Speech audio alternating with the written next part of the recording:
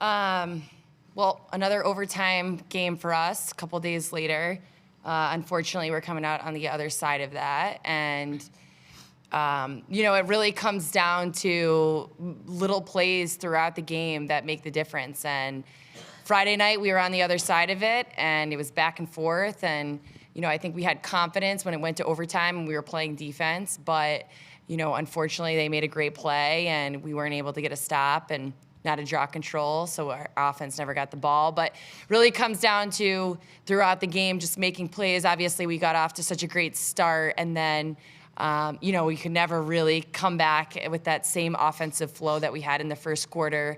So we were back and forth, and I actually think similar to our Stanford game, it's just a tale of two quarters, and we have got to be more consistent for us to win some of these games. But a lot of credit to Hopkins. I mean, they were down in a huge hole in the first quarter and came back and won that game. So credit to those guys.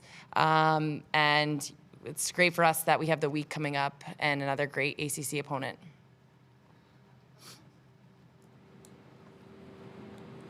Coach, what did you feel like changed from that 6-1 run to start and then, to the way it finished? Yeah, I mean, we just never really got back into that same flow. I thought we came out and, played with a lot of urgency, and then we went stale, I think, on offense. The other factor tonight, we had a bunch of different people going in and out of the game, offensively, defensively. So, that's just something that we had to work throughout the game. But, we just got to look at the film, honestly, and make some more plays throughout the game. Coach, obviously, you had a gauntlet of a schedule, or continue to have a gauntlet of a schedule. You talk about a lot of different people rotating in and out. You're playing a lot of young players right now, but how do you think that will continue to increase for you and help you out, with this schedule that you have and playing a team like Hopkins and, going into an overtime game, 2 back-to-back overtime games? How do you think that increases your chances going forward come, May?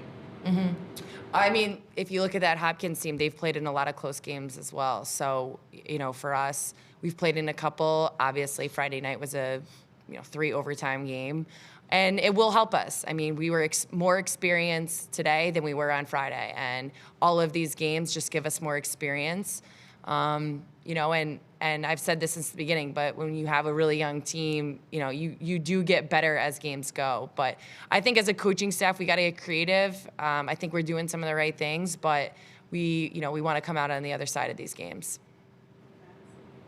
Emma, really, really big goal to end that fourth quarter to tie the game up. What does it say about the resilience of your team that even with sub 30 seconds to play, you guys don't have the ball, but you can still pull the game to even? Yeah, I mean, I just said to the girls that in our huddle before that last 30 seconds that we obviously did this just 2 days ago, and we are starting to get comfortable in a lot of different situations this season. And, I'm really proud of how resilient they all were, and it also helps when you look around and people have trust in you. So makes you feel a little bit more confident, and my coaches as well. So I'm really proud of the girls being able to adjust mid-game too, with different people going in and out. So I think it's just having trust within each other and within ourselves too.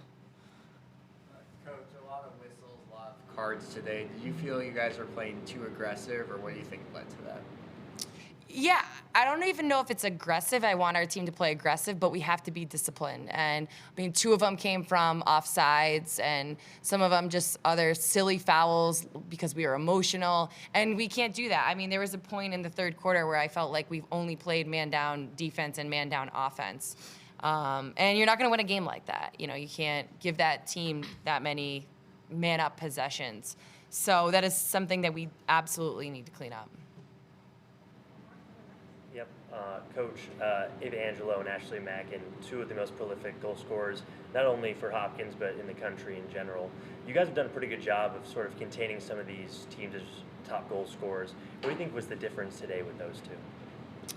I mean, they played great. I mean, they run a style of offense where they don't really isolate their players. It's really this 2-man, 3-man offense. So because of that, they're getting switches on the matchup all the time, and they were able to take advantage of it. And I think early in the game, a lot of it came in transition, but they're really good players, and players got to make plays, and they certainly made plays tonight. Thanks. Thank you.